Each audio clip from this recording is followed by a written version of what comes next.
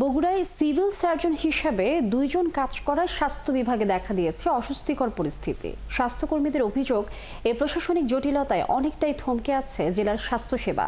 সেবা পাচ্ছেন না সাধারণ মানুষ। পাশাপাশি আগামী 12 অক্টোবর থেকে শুরু হতে যাওয়া শিশুদের টাইফয়েড টিকাদান ক্যাম্পেইনও পড়েছে অনিশ্চয়তার মুখে।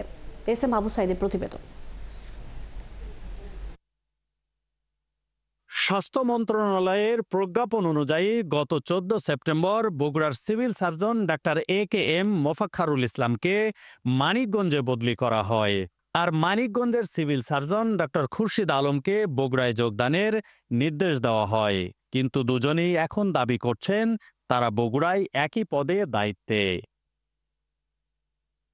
বগুড়ার সিভিল সার্জন কার্যালয়ের দাপ্তরিক কাজ করছেন ডাক্তার খুরশিদ আলম, অথচ অফিস কক্ষের বাইরে নেম প্লেটে লেখা মোফাক্খারুল ইসলামের নাম। স্বাস্থ্যকর্মীরা বলছেন আগামী 12 অক্টোবর শুরু হতে যাওয়া শিশুদের টাইফয়েড টিকাদান ক্যাম্পিং এখন অনিশ্চয়তার মুখে পড়েছে। এটা আমরা বলতে পারবো না, কারণ উপর লেভেলের কারবার আমরা কিভাবে বলেন। এখন কার নির্দেশে আপনারা কাজ করছেন?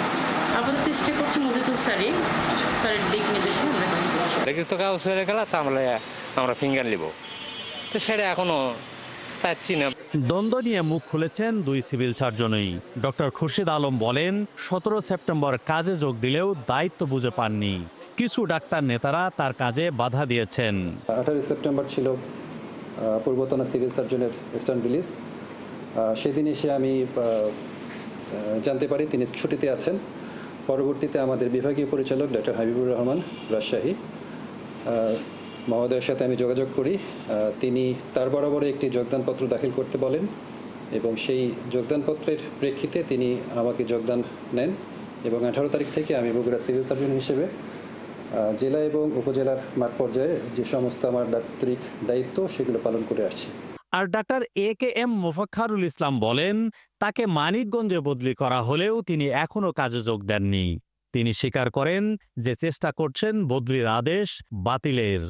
এদিকে সংশ্লিষ্ট অধিদপ্তরের কর্মকর্তাদের সাথে কথা বলার আশ্বাস দিলেন জেলা প্রশাসক হোসনা আফরোজা। স্বাস্থ্য বিভাগের যারা অভিভাবক সেখানে আমি কথা বলবো, এটা দ্রুতই সলভ হওয়া প্রয়োজন, কারণ আমরা আগামী 12 তারিখ থেকেই টিকাদানে যাব। এ নিয়ে বগুড়ার সাধারণ লোকজন জানান কর্মকর্তাদের এই কাগজের যুদ্ধ তাদের ভোগান্তি আরও বাড়াচ্ছে। S M Abu Sayeed, 71, Bogura.